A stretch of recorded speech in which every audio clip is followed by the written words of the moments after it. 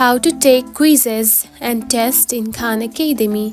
If you have been using the Khan Academy application and wondering on how to take quiz and test on it, don't worry. In this video, I will show you how to do it. So let's get started.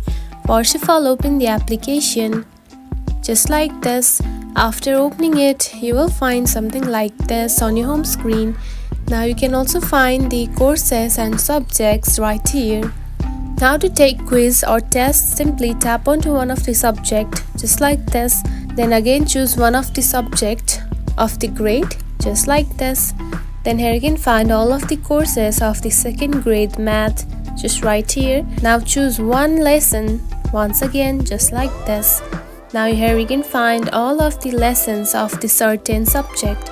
Now scroll down and then here you can find the quiz right here. Now simply to take it, tap on to start. Now here you can find the quiz. Now tap on to let's go.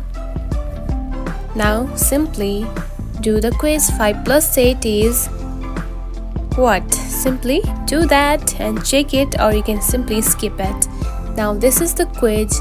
Now you can also take the test from right here at the end. Here you can find unit test. Now tap on to start. Then tap on to let's go.